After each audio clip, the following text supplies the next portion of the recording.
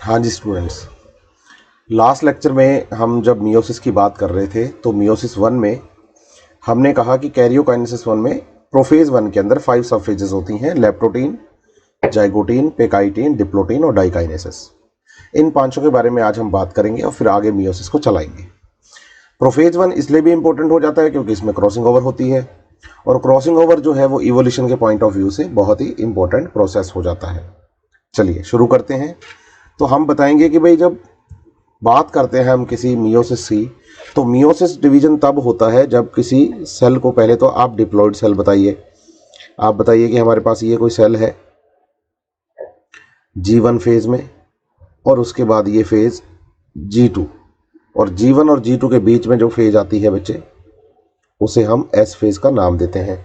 तो आप बताइए सेल पहले कौन सी फेज में थी? G1 में, फिर किस में गई? G2 में। यहाँ से लेकर यहाँ तक ये जो है ये इंटरफेज 1 है। बिल्कुल है। अब आप बताएंगे कि इस सेल के अंदर एक न्यूक्लियस प्रेजेंट है। बिल्कुल है। इस सेल में एक न्यूक्लियस प्रेजेंट है। बिल्कुल है। अब आप बताएं कि जैसे मान लीजिए एक न्यूक्लियस हमारे पास, न्यूक्लियस के अंदर क्रोमेटिन फाइबर ये है, दूसरा क्रोमेटिन फाइबर ये है। यहीं पर आप बताइए एक क्रोमेटिन फाइबर ये है और एक क्रोमेटिन फाइबर ये है, मतलब एक लंबा एक छोटा। तो दो लंबे हैं दो छोटे हैं क्रोमेटिन फाइबर, और आप यहां ध्यान रखिए कि जो एक क्रोमेटिन फाइबर है उसमें एक ही डीएनए प्रेजेंट है। तो सेल की कंडीशन है 2n = 4 और डीएनए की अमाउंट 2c। लेकिन जब आप आते हैं बच्चे एस फेज के बाद G2 फेज में, तो डीएनए रेप्लिकेट हो गया है, मींस डीएनए यहां डबल हो गया है, 2 डीएनए बन गए हैं। बच्चा कहता है यस सर। हर एक क्रोमेटिन में अब यहां पर डीएनए 2 हैं आपके पास, हर एक क्रोमेटिन में 2 डीएनए होने का मतलब हो गया है कि डीएनए की अमाउंट जस्ट डबल हो गई है। तो अब आप बताएंगे कि भाई यहां एक क्रोमेटिन जो है ये, इसमें अब एक नहीं 2 डीएनए प्रेजेंट है। बच्चा कहता है यस सर, 2 डीएनए प्रेजेंट हैं। तो कंडीशन बनती है 2n = 4 और डीएनए की अमाउंट 4c। भाई लंबे वाले 2 क्रोमेटिन में 2 डीएनए थे, एक एक दोनों के अंदर। अब लंबे वाले 2 क्रोमेटिन में 4 डीएनए हैं, तो 4 कॉपी ऑफ डीएनए। छोटे के साथ भी यही है ना। अब आप बताइए इंटरफेज 1 के बाद नेक्स्ट फेज जो आती है बच्चे, वो आती है प्रोफेज 1, और प्रोफेज 1 में 5 सब फेजेस हैं, जिनमें से एक फेज का नाम है लेप्टोटीन, दूसरी फेज का नाम है जाइगोटीन। जैसे हम बताएंगे भाई ये फेज जो है, इस फेज को हम नाम दे रहे हैं लेप्टोटीन फेज। तो लेप्टोटीन के बाद हम बताएंगे यहाँ पर जो नेक्स्ट फेज आएगी उसका नाम क्या होगा, तो हम कहेंगे उसका नाम होगा जाइगोटीन फेज।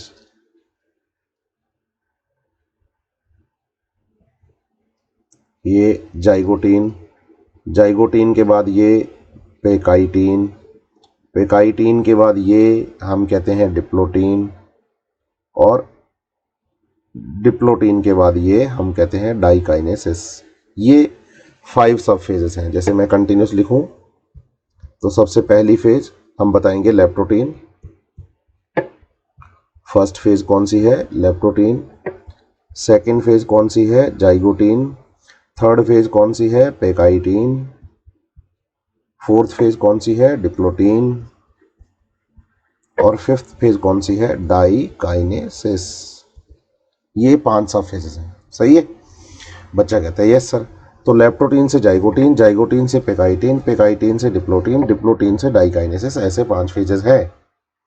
अब आप बताइए कि जो लेप्टोटीन है वो कुछ और नहीं, उसे हम अर्ली प्रोफेज का खिताब देंगे कि भाई ये स्टार्ट है प्रोफेज का। डाइकाइनेसिस जो है इसे हम लेट प्रोफेज कह देंगे कि भाई ये प्रोफेज का एंड है। समझ आती है बात? बिल्कुल। तो आप बताइए कि यहाँ जब हम लेप्टोटीन की बात करें तो लेप्टोटीन में क्रोमेटिन फाइबर का कंडेंसेशन शुरू हुआ है। इसका मतलब यहाँ क्रोमेटिन फाइबर जो हैं वो लंबे और पतले क्रोमोसोम्स बनाने की कोशिश कर रहे हैं। अभी क्रोमोसोम बने नहीं हैं। क्यों नहीं बने हैं? क्योंकि अभी तो कंडेंसेशन जस्ट शुरू ही हुआ है। क्योंकि कंडेंसेशन लेप्टोप्रोटीन में तो स्टार्ट होगा, डाइकाइनेसिस तक जाते जाते पूरा होगा, डाइकाइनेसिस तक जाते जाते ये पूरा होगा। तो बताएंगे कि यहाँ क्रोमोसोम्स जो हैं वो लंबे और पतले हैं, और उनके चारों तरफ आप बताएंगे कि भाई ये न्यूक्लियर मेम्ब्रेन प्रेजेंट है, क्योंकि लेप्टोप्रोटीन में अभी न्यूक्लियर मेम्ब्रेन ने डिसॉल्व होना शुरू किया है। और दूसरे जो सेल ऑर्गेनल जैसे कि ईआर गोल्जी बॉडी जैसे सेल ऑर्गेनल होते हैं, उन्होंने भी अपना डिसोल्यूशन अभी स्टार्ट किया है, वो डिसोल्यूट अभी हुए नहीं है। दूसरी बात जो याद करनी है वो ये कि दोनों के दोनों डुप्लीकेटेड सेंट्रियोल जो कि एस फेज में डबल हुए थे, उनके चारों तरफ स्पिंडल फाइबर्स का अरेंजमेंट शुरू हो गया है। अब आप बताएंगे कि भाई जितने भी हमने प्रोफेज के अर्ली प्रोफेज के इवेंट्स हैं वो सारे लेप्टोप्रोटीन में पड़े। बच्चा कहता है यस सर। अब आप बताइए, फेज आती है हमारे पास जाइगोटीन। तो जाइगोटीन फेज में बताएंगे कि होमोलोगस क्रोमोसोम्स की पेयरिंग हो जाती है। ये जो होमोलोगस क्रोमोसोम्स होते हैं बच्चों, ये होमोलोगस क्रोमोसोम्स बोलो एक दूसरे के पास पास आ जाते हैं। जैसे ये एक होमोलोगस क्रोमोसोम की पेयर की बात कर रहा हूँ मैं, ये मैं दूसरे पेयर की बात कर रहा हूँ, कंडेंसेशन भी चल रहा है। तो आप बताएंगे कि दोनों के दोनों लंबे क्रोमोसोम पास पास आ गए, बिल्कुल आ गए, और दोनों के दोनों छोटे क्रोमोसोम्स पास पास आ गए, बिल्कुल आ गए। बताइए, होमोलोगस क्रोमोसोम्स जब पास पास आ गए हैं तो हमने कहा कि भाई pairing of the homologous chromosomes हो गया। अब आप बात करिए कि सर ये पेयरिंग करवाता कौन है, तो आप बताएंगे कि भाई ये होमोलोगस क्रोमोसोम्स एक दूसरे के पास पास आ गए हैं क्योंकि इनके बीच में यहां पर एक स्पेशल टाइप का कॉम्प्लेक्स बच्चे फॉर्म हुआ है। इस कॉम्प्लेक्स का नाम है साइनेप्टोनीमल कॉम्प्लेक्स। बताइए कि ये साइनेप्टोनीमल कॉम्प्लेक्स एक न्यूक्लियो प्रोटीन स्ट्रक्चर होती है जिसमें न्यूक्लिक एसिड और प्रोटीन होता है। ये होमोलोगस क्रोमोसोम्स को पास पास लाने का काम करता है। ये होमोलोगस क्रोमोसोम्स का एक पेयर हो गया, ये होमोलोगस क्रोमोसोम्स का एक पेयर हो गया। तो अगर आपसे पूछा जाए कि पेयरिंग ऑफ होमोलोगस क्रोमोसोम्स कहाँ होता है, तो हम बताते हैं कि pairing of homologous chromosomes zygotene phase में होता है। जाइगोटीन फेज में कि जो होमोलोगस क्रोमोसोम्स होते हैं वो एक दूसरे के बिल्कुल पास पास आ जाते हैं। साथ ही साथ ध्यान रखिए कि होमोलोगस क्रोमोसोम्स का ये जो पेयर बनता है ना, ये वाला पेयर, इस एक पेयर को हम नाम देते हैं बाईवेलेंट। यहां बाई का मतलब बच्चे दो है, बाई का मतलब यहां पर हाँ दो है, दो, थोड़ा दूर लिखो ना होमोलोगस से। बताइए, इसे हम नाम देंगे बाई वेलेंट। ठीक है, बाई मतलब दो, वेलेंट मतलब क्रोमोसोम, तो दो क्रोमोसोम्स का पेयर हो गया तो बाई वेलेंट कहेंगे उसे हम। लेकिन आप ध्यान दीजिए कि यहां पर जो क्रोमोसोम्स होते हैं वो डबल क्रोमेटिड क्रोमोसोम्स होते हैं। ध्यान दीजिएगा बात पर, क्रोमोसोम्स जो यहां पर हैं वो डबल क्रोमेटेड क्रोमोसोम्स हैं। जैसे मैं इस क्रोमोसोम की बात करूंगा ना, तो मैं बताऊंगा कि ये क्रोमोसोम कैसा क्रोमोसोम है। बच्चा कहेगा सर डबल क्रोमेटेड क्रोमोसोम, कि भाई ये डबल क्रोमेटेड क्रोमोसोम है, डबल क्रोमेटेड क्रोमोसोम है। सही है। अब जब आप डबल क्रोमेटेड क्रोमोसोम की बात करोगे ना, तो इसका मतलब ये हो गया कि यहां हर एक क्रोमोसोम में दो क्रोमेटेड है। भी आप ये पेयर की बात कर रहे हो, आप कह रहे हो इस पेयर में दो क्रोमोसोम्स हैं, हमें समझ आता है। एक क्रोमोसोम में दो क्रोमेटिड हैं, बिल्कुल है। तो दूसरे क्रोमोसोम में भी कितने क्रोमेटिड हैं? दो क्रोमेटिड हैं। तो बोल लो टोटल पेयर में क्रोमेटिड्स कितने हैं? चार। क्रोमोसोम कितने हैं? दो। क्रोमेटिड्स कितने हैं? चार। तो चार क्रोमेटिड्स के लिए हम यहां पर इसे नाम देंगे बच्चे टेट्राड। ये ध्यान रखिएगा कि बाईवेलेंट नाम दिया जाता है दो क्रोमोसोम्स के लिए और टेट्राड नाम दिया जाता है चार क्रोमेटिड्स के लिए। ठीक है, ये सिनेप्टोनिमल कॉम्प्लेक्स की वजह से हुआ है कि होमोलोगस क्रोमोसोम्स एक दूसरे के पास पास आ गए हैं। अब फेज आती है पेकाइटिन फेज। अब बताइए, कंडेंसेशन कंटिन्यूस चल रहा है? बिल्कुल चल रहा है। बताएंगे कि जो होमोलोगस क्रोमोसोम्स थे उनके जो नॉन सिस्टर क्रोमेटिड्स हैं वो आपस में एक दूसरे पर उलझ जाएंगे। बोलो जो सिस्टर क्रोमेटिड्स है ना वो तो एक दूसरे से दूर होने लगेंगे क्योंकि कंडेंसेशन चल रहा है, लेकिन जो नॉन सिस्टर क्रोमेटिड हैं बोलो वो एक दूसरे पर उलझने लग जाएंगे क्योंकि उनके बीच में बना हुआ है सिनेप्टोनिमल कॉम्प्लेक्स। तो सिनेप्टोनिमल कॉम्प्लेक्स उनको एक दूसरे पर उलझा देगा। जैसे मैं कहूं ये देखो ये नॉन सिस्टर क्रोमेटिड है रेड और ग्रीन वाला, ये रेड और ग्रीन जो है बच्चे ये एक दूसरे पर उलझ जाएंगे। देखो आप ध्यान देना बात पर, रेड और ग्रीन वाले जो क्रोमेटिड्स हैं ना वो एक दूसरे पर उलझ रहे हैं। उसका रीजन ये है कि भाई उनको सिनेप्टोनिमल कॉम्प्लेक्स जो है वो दूर होने ही नहीं दे रहा।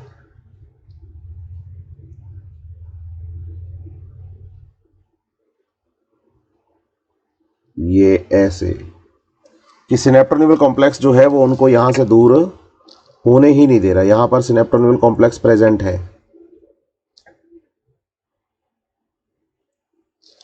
सही है। ये synaptonemal complex in non sister chromatids को दूर नहीं होने दे रहा। अब आप देखिए ध्यान से कि अगर आप इस क्रोमोसोम को ध्यान से देखेंगे तो आप पाएंगे कि भाई ये जो क्रोमोसोम्स का पेयर है ना इसमें अब आपको टेट्राड साफ साफ दिखने लग गया है, क्लियरली विजिबल। अभी तक टेट्राड दिख नहीं रहा था लेकिन अभी टेट्राड क्लियरली विजिबल है। एनसीईआरटी ये बात साफ साफ लिखती है, जब आप पढ़ेंगे एनसीईआरटी कहती है कि pairing of homologous chromosomes occurs in the zygotene phase, bivalents are formed and tetrad is also known. Tetrad clearly visible in next phase. अब नेक्स्ट स्टेज कौन सी है, पेकाइटिन, तो टेट्राड वहां पर आपको क्लियरली दिखता है। अब आपको यहां पर ये मेंशन करने की जरूरत नहीं है कि 4 क्रोमेटिड हैं, 4 क्रोमेटिड साफ साफ दिख रहे हैं। यहां पर भी एक पेयर के अंदर 4 क्रोमेटिड साफ साफ दिखाई दे रहे हैं। तो ये समझना होगा कि भाई 4 क्रोमेटिड जब साफ साफ दिखाई दे रहे हैं तो अब हम कहेंगे टेट्राड क्लियरली विजिबल, एक चीज। दूसरी बात आप बताइए कि नॉन सिस्टर क्रोमेटिड जिस जगह पे उलझते हैं यहां पर ये वाली जगह, इसे कहा जाता है बोलो रिकॉम्बिनेशन नोड्यूल। इसे नाम देंगे हाँ रिकॉम्बिनेशन नोड्यूल। बताइए रिकॉम्बिनेशन नोड्यूल जो होता है वो प्लेस है, रिकॉम्बिनेशन नोड्यूल वो प्लेस होता है जहां पर क्रॉसिंग ओवर होगा। तो बताएंगे कि recombination nodule is site of crossing over. Crossing over की साइट है, एक तो बात तो ये याद करनी है। दूसरा याद करना है कि क्रॉसिंग ओवर में जो एंजाइम काम करता है उसको रिकॉम्बिनेज एंजाइम कहते हैं। तो बताएंगे कि यहां पर रिकॉम्बिनेज एक्टिविटी होती है। अब बच्चा कहता है रिकॉम्बिनेज का मतलब क्या है, आप बताइए कि भाई रिकॉम्बिनेशन या क्रॉसिंग ओवर में क्या होता है कि जो क्रॉसिंग ओवर है वो नॉन सिस्टर क्रोमेटिड्स जो होते हैं उनके होमोलोगस क्रोमोसोम्स के नॉन सिस्टर क्रोमेटिड्स के बीच में हो रहा है। तो बोलो रेड का डीएनए ग्रीन के पास, ग्रीन का डीएनए रेड के पास आएगा, इसे हम कहेंगे क्रॉसिंग ओवर। डीएनए एक्सचेंज हो गया। अब डीएनए एक्सचेंज हो गया तो बोलो पहले डीएनए कटेगा फिर डीएनए जुड़ेगा, एक क्रोमोसोम से कटेगा दूसरे पर जुड़ेगा, एक से कटेगा दूसरे पर जुड़ेगा। तो इसे हम नाम दे देंगे बच्चे क्या, क्रॉसिंग ओवर।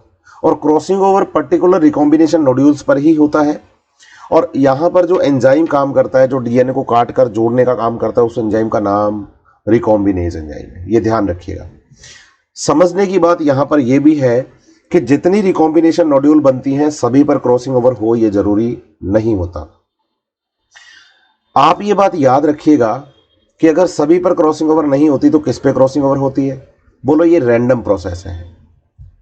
इवोल्यूशन के दौरान क्रॉसिंग ओवर को एक रैंडम प्रोसेस रखा गया है ताकि वेरिएशंस रैंडमली आए। अगर आपको पहले से पता होता कि इस रिकॉम्बिनेशन नोड्यूल पर क्रॉसिंग ओवर होना है तो आप प्रोबेबिलिटी बेस बता देते कि नेक्स्ट जनरेशन में क्या चेंजेस आ सकते हैं, लेकिन अभी हमें नहीं पता है। क्यों? क्योंकि नेचर में क्रॉसिंग ओवर एक ऐसा प्रोसेस है बच्चे जो कि रैंडम प्रोसेस रखा गया है, रैंडम प्रोसेस रखा गया है। ये बात आपको ध्यान रखनी है, ठीक है। दूसरी चीज जो समझने की है बेटा, यहां पर पे काइटिन में जितनी रिकॉम्बिनेशन नोड्यूल बनेंगी सभी पर क्रॉसिंग ओवर होगा, ये जरूरी नहीं है। अच्छा कहता है ठीक है, समझ आई बात। अब हमें तो ये बताओ कि कहां पर क्रॉसिंग ओवर हुआ है और कहां पर क्रॉसिंग ओवर नहीं हुआ है। बताइए, जैसे pairing of homologous chromosomes zygotene में हुआ था, पेयरिंग ऑफ होमोलोगस क्रोमोसोम्स यहां जाइगोटीन में हुआ था, दिखाई उसका टेट्राड जो है बच्चे वो देता कहां पर है हमें, पेकाइटिन में। तो ऐसे बताइए कि जो पेकाइटिन क्रॉसिंग ओवर में जो हुआ है, पेकाइटिन में क्रॉसिंग ओवर दिखाई कहां देगा, बोलो डिप्लोटीन में। डिप्लोटीन में हमें सही से दिखाई देगा। अब कैसे दिखाई देगा उस पर बात करते हैं। बताइए कि जब आप डिप्लोटीन फेज में आते हैं तो आप बताते हैं कि भाई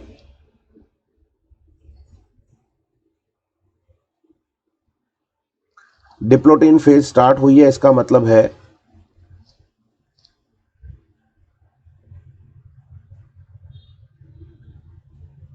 सिनेप्टोनिमल कॉम्प्लेक्स जो है बेटा वो डिसॉल्व हो गया है। सिनेप्टोनिमल कॉम्प्लेक्स जो है वो डिसॉल्व हो गया है। बताइए कि जब सिनेप्टोनिमल कॉम्प्लेक्स डिसॉल्व हो गया है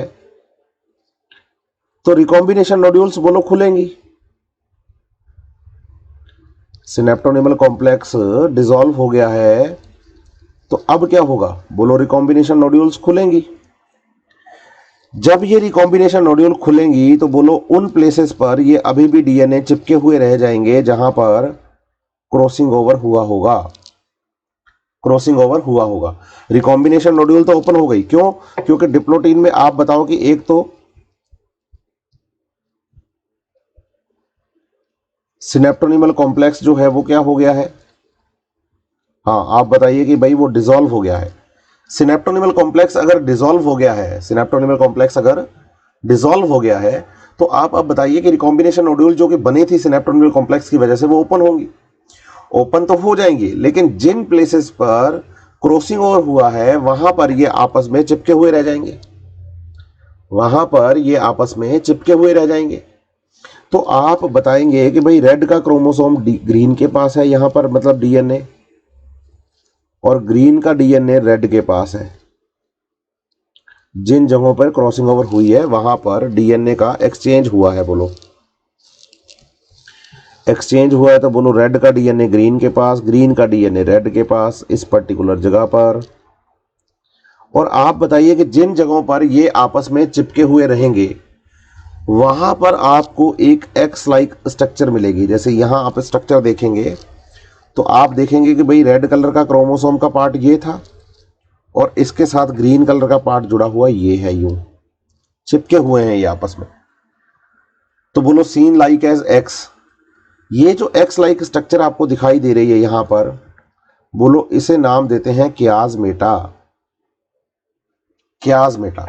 अब ध्यान दोगे इस क्रोमोसोम में एक क्याजमेटा, फिर दो, फिर तीन, चार, ऐसे चार क्याजमेटा आपको यहां दिखाई दे रहे हैं। एक, ये एक, फिर दो, फिर तीन, फिर चार, ऐसे एक दो। तो इसमें दो क्याजमेटा दिख रहे हैं, इसमें चार क्याजमेटा दिख रहे हैं। तो अगर आपसे कोई पूछे कि इसमें क्रॉसिंग ओवर कितनी जगहों पे हुआ है, चार जगह पे, इसमें कितनी जगह पे हुआ है, दो जगह पे, किससे पता चला, बोलो क्याजमेटा से। क्याजमेटा क्या होता है, बोलो जहां पर क्रोमोसोम्स के नॉन सिस्टर क्रोमेटिड आपस में चिपके हुए रहते हैं वहां पर डीएनए का एक्सचेंज हुआ है। बोलो रिकॉम्बिनेशन नोड्यूल तो बनी थी खूब सारी, यहां अगर आप काउंट करो तो रिकॉम्बिनेशन नोड्यूल तो बनी थी खूब सारी, लेकिन क्याजमेटा खूब सारे नहीं बने। इसका मतलब हर जगह पे क्रॉसिंग ओवर नहीं हुआ। क्रॉसिंग ओवर एक रैंडम प्रोसेस है, क्रॉसिंग ओवर एक रैंडम प्रोसेस है। तो बताइए number of the chiasmata, number of the chiasmata is equal to the number of the site of cross over. जितनी जगह पे क्रॉस ओवर हुआ हुआ वहां पर क्याजमेटा बन जाएंगे, ये बात ध्यान रखिएगा आप। ये क्लियर है आपको। अब समझने की बात आपके लिए और क्या है, और समझने की बात है कि अब फेज आएगी नेक्स्ट फेज, डाइकाइनेसिस। अब आप बताइए कि क्याजमेटा ओपन होंगे।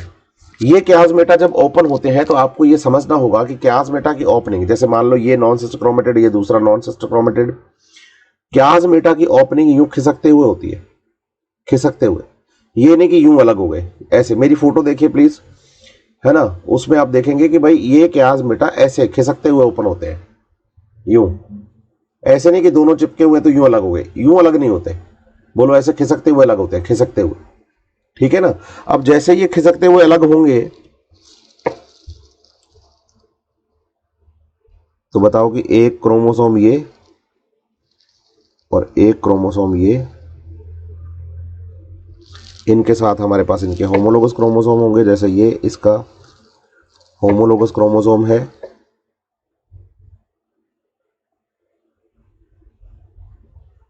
ये इसका होमोलोगस क्रोमोसोम और ये इसका होमोलोगस क्रोमोसोम, ये होमोलोगस क्रोमोसोम है।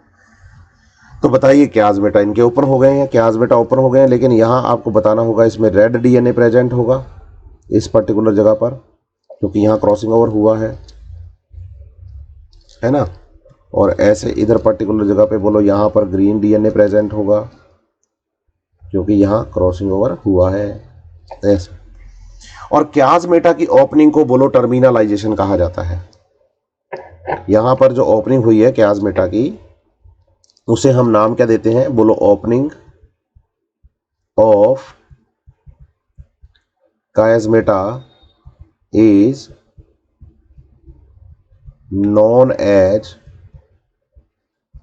टर्मिनलाइजेशन। एनसीईआरटी में लिखा हुआ है टर्मिनलाइजेशन, मतलब ऐसे जो खिसक रहा है ना ये करो यूं क्याजमेटा ऐसे करके, इस खिसकने को क्या कहते हैं, टर्मिनलाइजेशन कहते हैं, टर्मिनलाइजेशन। तो ये सारा काम हुआ। अब एक और बात आपको ध्यान से सुननी है। बताइए कि न्यूक्लियर मेम्ब्रेन धीरे धीरे गायब हो रही है, पूरी तरह से गायब नहीं हुई है अभी, पेकाइटिन में और कम मिलेगी, डिप्लोटिन में और कम मिलेगी और डाइकाइनेसिस में नहीं मिलेगी। दूसरा स्पिंडल फाइबर के फॉर्मेशन की बात है, तो बोलो जाइगोटिन में स्पिंडल फाइबर थोड़े से बन गए हैं, अगर आप देख पाओ तो लेप्टोटिन से थोड़े दूर है। और अगर बात करोगे किसकी, पेकाइटिन फेज की, तो पेकाइटिन फेज में स्पिंडल फाइबर और ज्यादा बन गए हैं, सेंट्रियोल थोड़े और दूर चले गए, है ना। बच्चा कहता है यस। यहां बताओ थोड़े और ज्यादा ही फॉर्मेशन हो गया है ये स्पिंडल फाइबर्स का, तो बच्चा कहता है यस सर। अब आप बताइए कि डाइकाइनेसिस आते ताते न्यूक्लियर मेम्ब्रेन पूरी तरह से गायब और स्पिंडल फाइबर्स का फॉर्मेशन पूरा कंप्लीट। ठीक है, अब आप बताइए कि ये स्पिंडल फाइबर्स का फॉर्मेशन भी यहां पर क्या हो गया है, कंप्लीट। और आप बताइए डाइकाइनेसिस को ही हम ट्रांजिशन टू मेटाफेज 1 का नाम देते हैं, मतलब यहीं से मेटाफेज 1 के इवेंट्स भी शुरू हो जाएंगे। एक चीज। दूसरी बात जो आपको समझनी है वो ये कि अगर आप डायग्राम्स को ध्यान से देख पाए यहां पर डाइकाइनेसिस के अंदर, तो होमोलोगस क्रोमोसोम्स के नॉन सिस्टर क्रोमेटिड अभी भी चिपके हुए हैं। होमोलोगस क्रोमोसोम्स के नॉन सिस्टर क्रोमेटिड्स अभी भी चिपके हुए हैं। होमोलोगस क्रोमोसोम्स के नॉन सिस्टर क्रोमेटिड्स अभी भी किनारों पर चिपके हुए हैं, पूरी तरह से अलग नहीं हुए हैं, पूरी तरह से अलग नहीं हुए हैं। ये बात आप ध्यान रखिएगा यहां पर, ठीक है। तो ये हुई है प्रोफेज 1 कंप्लीट। अब प्रोफेज 1 के बाद जैसे ही हम आगे बढ़ेंगे तो बात करेंगे हम किसकी, मेटाफेज 1 की। तो चलिए अब आगे की तरफ बढ़ते हैं, इवेंट्स को आगे लेकर चलते हैं। जब हम आगे तरफ बढ़ते हैं तो आप बताते हैं, सबसे पहले फेज हमारे पास थी बच्चे G1 फेज, फिर हमने कहा S के बाद आई G2 फेज। इन सेल्स में प्रेजेंट था हमारे पास न्यूक्लियस, ये फेज थी G1 फेज, इससे आई S फेज, फिर आएगी G2 फेज। यहां कंडीशन हमने पढ़ी 2n = 4 और डीएनए की अमाउंट 2c। यहां पर भी 2n = 4 और डीएनए की अमाउंट 4c, क्योंकि यहां डीएनए रेप्लिकेशन S फेज में हो चुका है। यहां हमने कहा क्रोमेटिन लंबा एक छोटा, ऐसे एक क्रोमेटिन लंबा एक छोटा, यहां हमने कहा एक क्रोमेटिन लंबा उसमें 2 डीएनए, यहां एक क्रोमेटिन छोटा उसमें 2 डीएनए, ये ग्रीन कलर वाला लंबा क्रोमेटिन इसमें 2 डीएनए, ग्रीन कलर वाला छोटा क्रोमेटिन इसमें 2 डीएनए, सही है। और यहां कंडीशन हमने ये भी रखी है कि भाई एक क्रोमेटिन मींस 1 डीएनए, लेकिन यहां कंडीशन रखी है कि एक क्रोमेटिन मींस 2 डीएनए। और इस पूरी फेज को यहां से लेकर यहां तक हमने नाम दिया है बेटा इंटरफेज 1। इसके बाद आप बताएंगे कि भाई जो फेज नेक्स्ट हमारे पास है उसका नाम है प्रोफेज 1। ये जो फेज हम बना रहे हैं इसका हम नाम क्या दे रहे हैं, हम बताते हैं कि ये है प्रोफेज 1। सही है? बच्चा कहता है यस सर। देखिए जब आप प्रोफेज 1 की बात करते हैं, जैसे ये प्रोफेज 1 आपके पास है, फिर आप कहें कि ये मेटाफेज 1 है, ये एनाफेज 1 है, ये टीलोफेज 1 है, और टीलोफेज 1 के बाद आप बताएंगे आपके पास यहाँ पर 2 सेल्स का फॉर्मेशन हो जाता है। यूं मैं अभी आपको पढ़ाता हूँ। देखो सबसे पहले बात करेंगे बोलो प्रोफेज 1 की, फिर बात करेंगे बेटा मेटाफेज 1 की, फिर बात करेंगे बोटो एनाफेज 1 की, फिर बात करेंगे टीलोफेज 1 की, और फाइनली यहाँ से साइटोकाइनेसिस की हेल्प से आपके पास 2 सेल्स बन जाएंगे, है ना। तो प्रोफेज 1 जो हम डायग्राम बनाएंगे, बोलो प्रोफेज 1 का जो डायग्राम है वो हम डाइकाइनेसिस वाला डायग्राम बनाते हैं। डाइकाइनेसिस में अगर आपको याद हो तो हमने कहा था कि क्रोमोसोम्स जो हैं वो अपने किनारों पर चिपके हुए होते हैं, ऐसे करके बनाया था हमने डायग्राम। उसी डायग्राम को यहाँ अब बनाने की कोशिश करते हैं।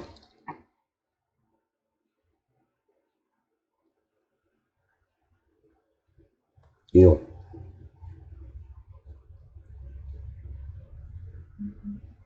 ऐसे, और स्पिंडल फाइबर्स का भी कंप्लीट हो गया था फॉर्मेशन। बच्चा कहता है यस, स्पिंडल फाइबर भी बन गए थे पूरी तरह से।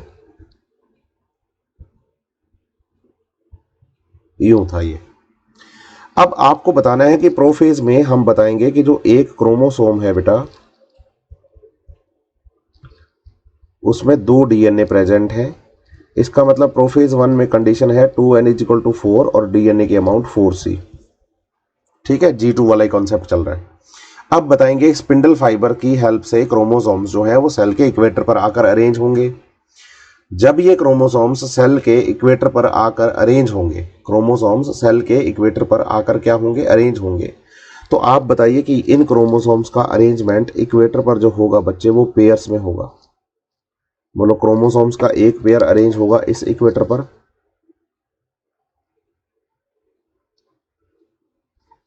और क्रोमोसोम्स का एक पेयर अरेंज होगा इस इक्वेटर पर। जैसे मैं बताता हूँ, ये इक्वेटर है हमारे पास, इसमें देखो क्रोमोसोम्स के किनारे आपस में चिपके हुए हैं।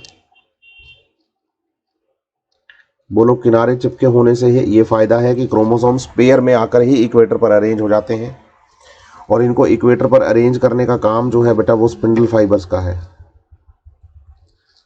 इक्वेटर पर इनको अरेंज करने का जो काम है वो स्पिंडल फाइबर्स का है।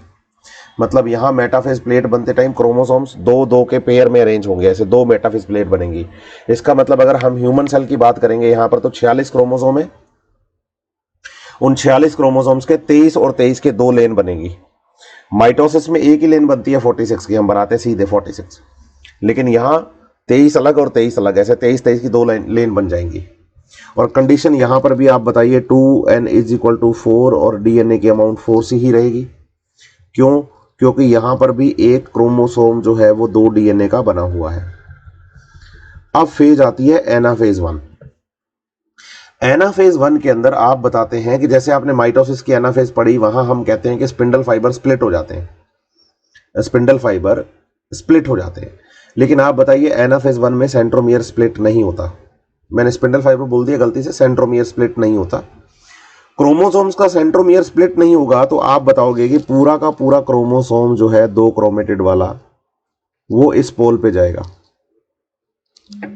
इधर भी आप याद करो कि पूरा का पूरा क्रोमोसोम जो है 2 क्रोमेटिड वाला वो इस पोल पे जाएगा।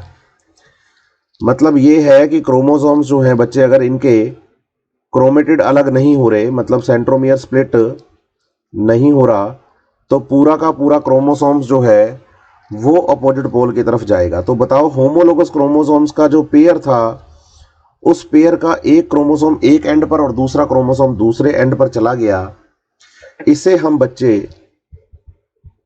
डिसजंक्शन या सेग्रीगेशन कहते हैं, जो कि मेंडल का सेकेंड लॉ था।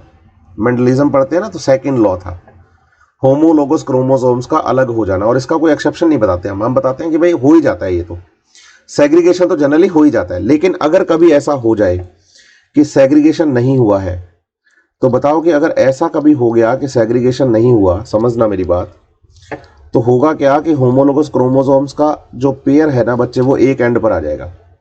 तो एक एंड पर तो बोलो पूरा का पूरा क्रोमोसोम चला ही गया है, दूसरे एंड पर इसका होमोलोगस क्रोमोसोम अलग हो ही गया है।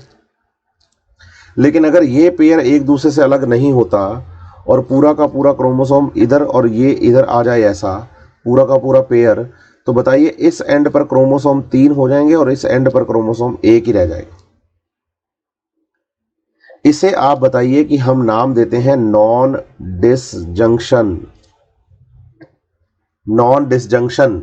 और आप बताइए नॉन डिसजंक्शन जो है बच्चे, वो एक एक्सेप्शन है डिसजंक्शन का, सेग्रीगेशन का। सेग्रीगेशन जनरली होता है और हम कहते हैं इसका कोई एक्सेप्शन नहीं है, इसका कोई एक्सेप्शन नहीं है। लेकिन आप याद रखिए कि भाई ये इसका एक्सेप्शन हो सकता है, ये हमेशा एक्सेप्शन होगा ये नहीं जरूरी है, लेकिन ऐसा हो सकता है। और इसकी वजह से बोलो अनइक्वल नंबर ऑफ क्रोमोसोम्स जो है वो क्या हो जाते हैं, यहां पर ट्रांसफर हो जाते हैं।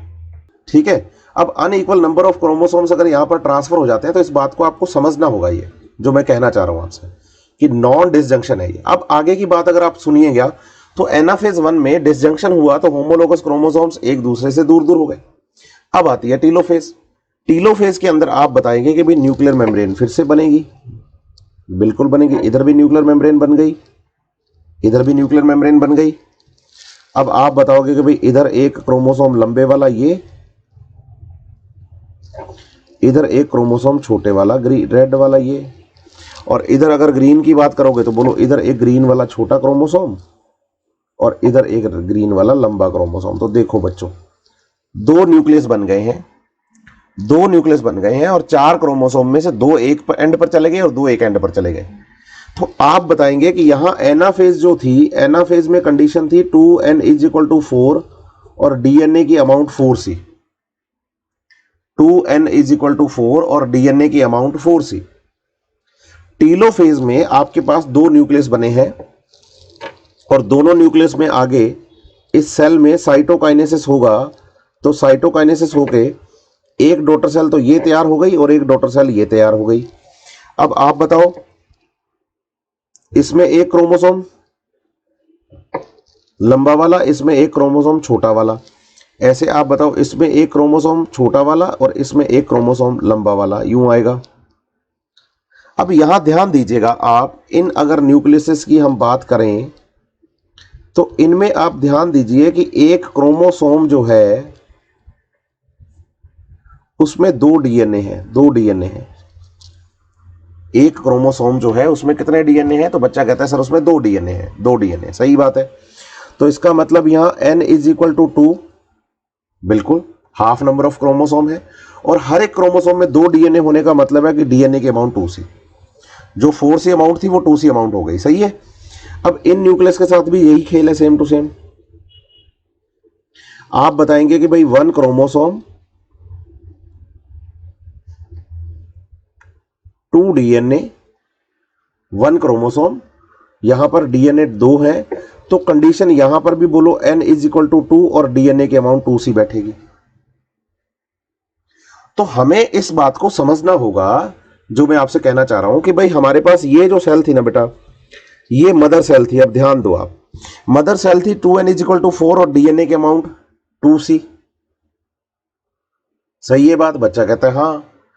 लेकिन आप ये समझिए कि जब हम बात करेंगे बच्चे किसकी, मियोसिस 1 से बनने वाली 2 डॉटर सेल की, तो उनमें क्रोमोसोम नंबर तो हाफ हो गया है, 2n से n। आप ध्यान दे सकते हैं, यहां 2n था, यहां n है, लेकिन डीएनए की अमाउंट यहां 2c थी, यहां भी डीएनए की अमाउंट 2c है, तो डीएनए की अमाउंट सेम है। तो बोलिए उस डीएनए की अमाउंट को हाफ करने के लिए हमें मियोसिस सेकेंड करवाना पड़ता है, पहली बात। दूसरी बात यह कि यहां पर दोनों ये जो सेल्स बनती हैं बच्चे मियोसिस 1 से, इसको डायड ऑफ सेल्स कहा जाता है। ये भी क्लियर है बात। तीसरी बात जो एनसीईआरटी में साफ शब्दों में मेंशन है 2 जगह पे, जब आप एनसीईआरटी से टीलोफेज 1 पढ़ेंगे, टीलोफेज 1, तो एनसीईआरटी यहां लिख के देती है आपको कि टीलोफेज में क्रोमोसोम्स जो होते हैं उनका डीकंडेंसेशन होकर क्रोमेटिन बनता है। हमें पता है ये बात, हमने माइटोसिस में पढ़ा। लेकिन एनसीईआरटी मेंशन करती है कि ऑल्दो इन मेनी केसेस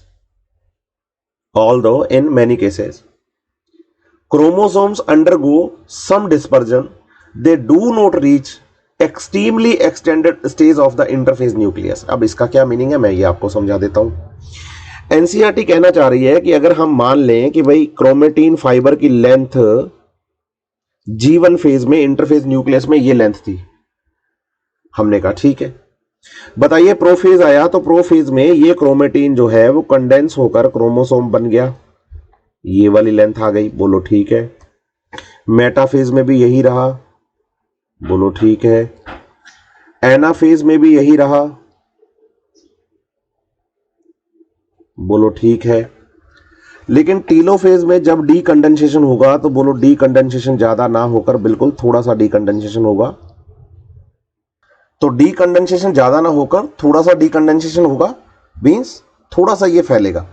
ज्यादा अगर फैल के लंबा क्रोमेटिन फाइबर बनेगा ना इंटरफेज की तरह तो टाइम ज्यादा लगेगा और आपको तो फिर से मियोसिस सेकंड में जाना है।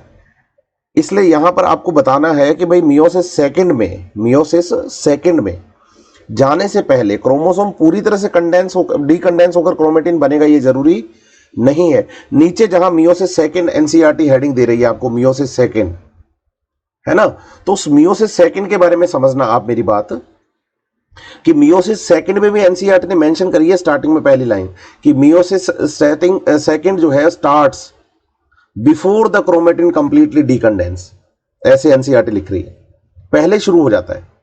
तो आपके पास कितनी सेल है यहां पर, डायड की 2 सेल्स हैं, है ना, दोनों में कंडीशन है n = 2 और डीएनए की अमाउंट 2c। देखिए अब हम बात करते हैं मियोसिस 2 की, मियोसिस 2 की बात करेंगे। देखिए आप बताएंगे कि हमारे पास एक सेल तो डायड की ये है और दूसरी सेल डायड की ये है, सही है। तो बच्चे को मैं बताऊं कि यहां पर आपके पास 2 सेल हैं डायड की, तो बच्चा कहता है यस सर मेरे पास यहां 2 सेल हैं डायड की, एक सेल ये थी और दूसरी सेल ये थी। अब बताएंगे कि ये सेल्स आगे जाएंगे बच्चे प्रोफेज, मेटाफेज, एनाफेज, टीलोफेज में, लेकिन इनको हम लिखेंगे prophase second, metaphase second, telophase second, ऐसे करके अब इनको हम तैयार करेंगे। देखिए कैसे, प्रोफेज के बाद आएगी बच्चे मेटाफेज, मुझे ये एक एक ही करना पड़ेगा,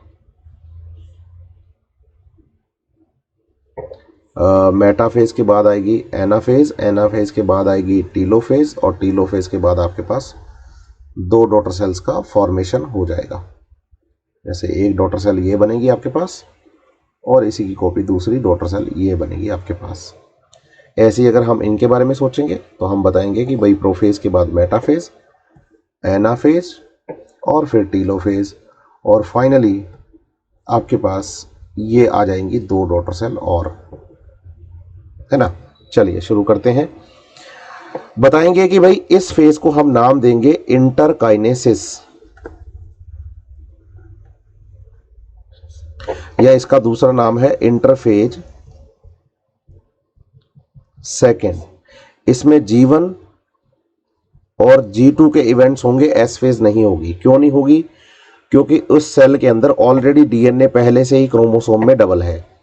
जैसे इधर एक क्रोमोसोम था लंबे वाला रेड वाला, इधर एक क्रोमोसोम था छोटे वाला रेड वाला, इधर एक क्रोमोसोम था ग्रीन वाला छोटा वाला और इधर एक क्रोमोसोम था ग्रीन वाला लंबे वाला। तो आप याद रखिए कि इन सेल्स में पहले से ही डीएनए की अमाउंट डबल है। यहां सेल है n = 2 और डीएनए की अमाउंट 2c, यहां भी सेल है n = 2 और डीएनए की अमाउंट 2c। तो अब आप बताइए कि इनको आगे डिवीजन में जाना है, तो पहला जो डिवीजन होगा उसे हम बोलेंगे प्रोफेज सेकंड, फिर बोलेंगे मेटाफेज सेकंड, फिर बोलेंगे एनाफेज सेकंड और फिर बोलेंगे टीलोफेज सेकंड। अब आप बताइए कि प्रोफेज में जो क्रोमोसोम्स हैं बच्चे वो यहाँ ये अरेंज्ड हैं। देखो यहाँ मैं छोटा क्रोमोसोम रेड कलर का नीचे वाली सेल में बना रहा हूँ और ग्रीन कलर का छोटा क्रोमोसोम ऊपर वाली सेल में बना रहा हूँ, ठीक है। यहाँ क्रोमोसोम जो है बच्चे वो ऐसे हैं। और आप बताएंगे कि भाई स्पिंडल फाइबर का फॉर्मेशन होगा, बिल्कुल होगा जी, स्पिंडल फाइबर बनेंगे। अब जब ये जो स्पिंडल फाइबर बनते हैं प्रोफेज सेकंड के अंदर, इन स्पिंडल फाइबर्स पर किसको आकर जुड़ना है? क्रोमोसोम्स को। लेकिन प्रोफेज सेकंड में कंडीशन वही है, बोलो n = 2 और डीएनए की अमाउंट 2c, क्योंकि यहां पर एक क्रोमोसोम जो है बेटा वो 2 डीएनए वाला ही है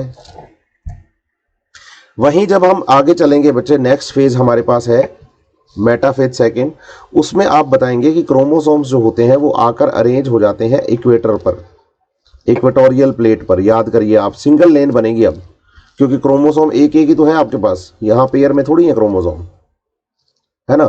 तो एक ही लेन बनेगी, ये एक लेन बन गई, और इनको इक्वेटर पर अरेंज करने का काम जो है बच्चे वो करेगा स्पिंडल फाइबर। ध्यान दीजिएगा बात पर, इक्वेटर पर इनको अरेंज करने का काम किसका है? Spindle fibre.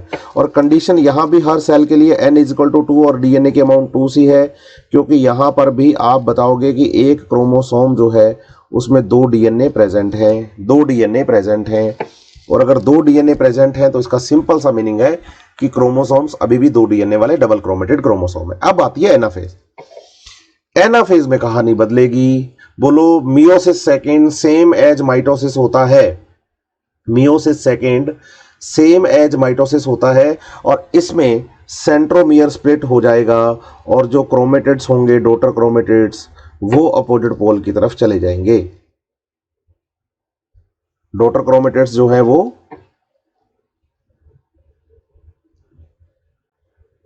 हाँ अपोजिट पोल्स की तरफ चले जाएंगे। ठीक है, अब आप बताइए इनको अपोजिट पोल्स की तरफ कौन लेकर जाएगा? तो आप बताएंगे इनको अपोजिट पोल की तरफ स्पिंडल फाइबर लेकर जाएंगे। तो यहां कहानी बदल गई है।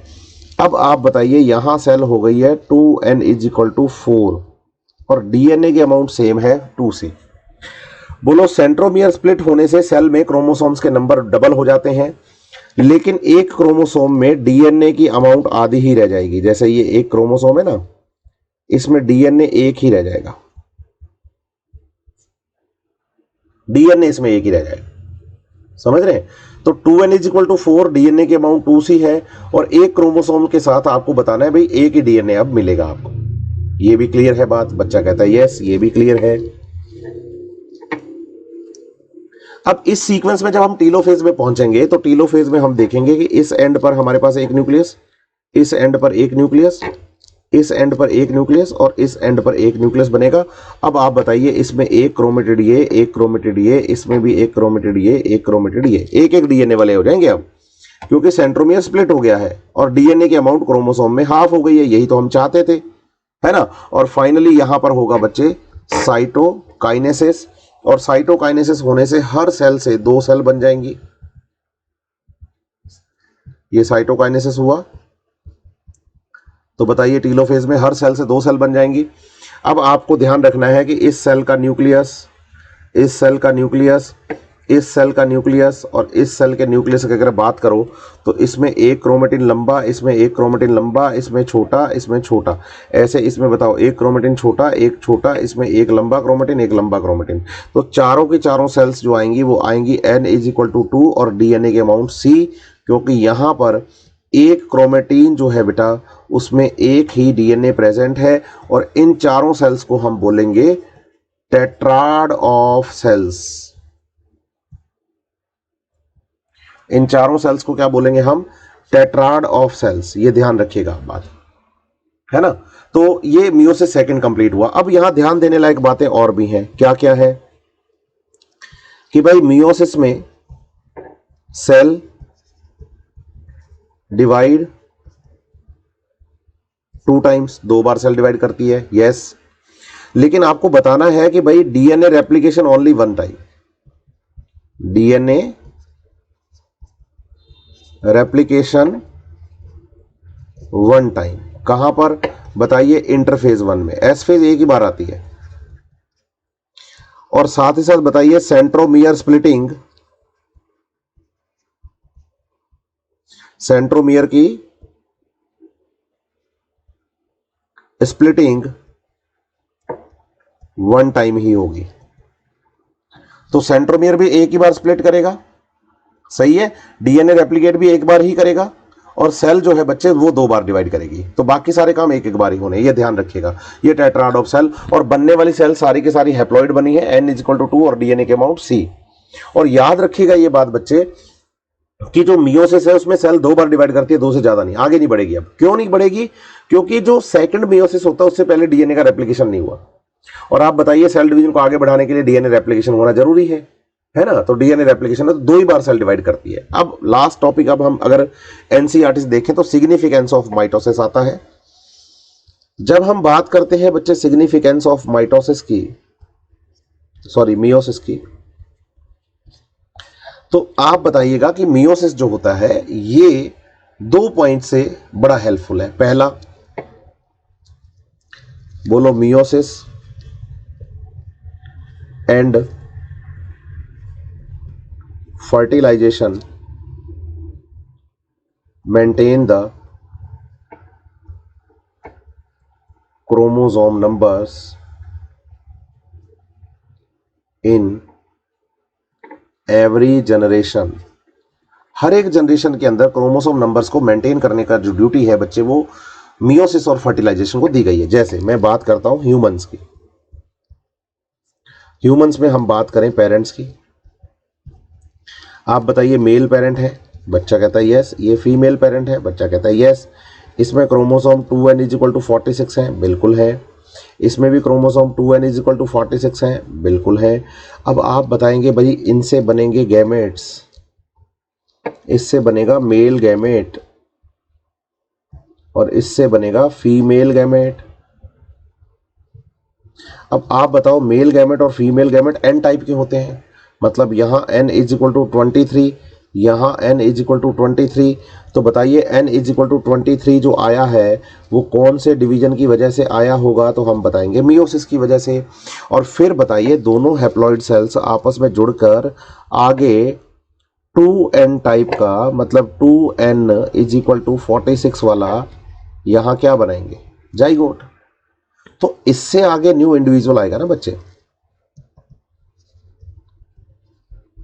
इससे तो आगे न्यू इंडिविजुअल आएगा, तो वो होगा 46 क्रोमोसोम्स के साथ। तो बताइए मेल पेरेंट में 46, फीमेल पेरेंट में 46 और आगे न्यू इंडिविजुअल में 46। उसका कारण है दोनों, बोलो मियोसिस भी और फर्टिलाइजेशन भी। मियोसिस बोलो गैमेट्स में क्रोमोसोम्स नंबर को हाफ कर देता है, फर्टिलाइजेशन इसे रिस्टोर कर देता है। मियोसिस ने हाफ किया है, फर्टिलाइजेशन इसको फिर से क्या कर देगा, रिस्टोर कर देगा, है ना। ये ध्यान रखिएगा। तो दोनों मिलकर करते हैं, अकेला मियोसिस नहीं करता, ये ध्यान रखना। हाँ, ये आ जाए कि मियोसिस ओनली रिस्पॉन्सिबल, गलत बात। लेकिन meiosis help in the maintaining the number of chromosome generation to generation, तो यस, एक तो ये बात ध्यान रख लो। दूसरा बताओ कि meiosis is important for evolution also. आपको बताना है कि ये इवोल्यूशन के लिए भी बड़ा मतलब इंपॉर्टेंट है। क्यों है, क्योंकि मियोसिस में बोलो क्रॉसिंग ओवर होता है, मियोसिस में हाँ क्रॉसिंग ओवर होता है, और उस क्रॉसिंग ओवर से बोलो वेरिएशंस आती हैं, वेरिएशंस आती हैं इन जनरेशंस में वेरिएशंस आ जाती हैं इस मियोसिस की वजह से। तो ये भी एक अच्छी बात है, ध्यान रखिएगा इसका आप। तो 2 बेसिक सिग्निफिकेंस आपको याद करने हैं मियोसिस के, एक कि ये मियोसिस फर्टिलाइजेशन के साथ क्रोमोसोम नंबर को जनरेशन टू जनरेशन मेंटेन करता है, और दूसरा इवोल्यूशन के पॉइंट ऑफ व्यू से बड़ा ही इंपॉर्टेंट है। क्यों है इंपॉर्टेंट, तो बच्चा कहता है कि भाई ये वेरिएशंस लाता है क्रॉसिंग ओवर से, और उससे जनरेशन में वेरिएशंस आती हैं, तो आप बताएंगे कैरेक्टर्स और अच्छे होते जाते हैं। उम्मीद करता हूं आपको सेल बायोलॉजी का ये चैप्टर जो सेल डिवीजन वाला है बच्चे, वो समझ में आया होगा। कम टाइम में बढ़िया से शॉर्ट एंड स्वीट एनसीईआरटी आपकी लाइन टू लाइन सारी कंप्लीट हो चुकी है। आप बढ़िया से एनसीईआरटी पढ़िए, क्वेश्चंस लगाइए, प्रॉब्लम आती है तो मुझसे बात करिए। हाँ, एक बात का ध्यान रखिए कि वीडियो को लाइक, शेयर और वीडियो पर कमेंट करना ना भूलें, और यूट्यूब चैनल के बारे में ज्यादा से ज्यादा बच्चों को बताइए ताकि एनसीईआरटी बेस्ड वो चीजें ढूंढ पाए। आजकल सबसे बड़ी प्रॉब्लम यही है बच्चों के साथ कि बायोलॉजी में एनसीईआरटी बेस्ड या एनसीईआरटी के स्टिक रह के पढ़ने में बड़ी दिक्कतें हैं, है ना, और एग्जाम पूरा एनसीईआरटी से आ रहा है। तो मैं उनकी हेल्प करने के लिए तैयार हूं, आप ज्यादा से ज्यादा बच्चों को बताइए, है ना। चलिए मिलते हैं बच्चों, नेक्स्ट वीडियो में मिलेंगे आपसे।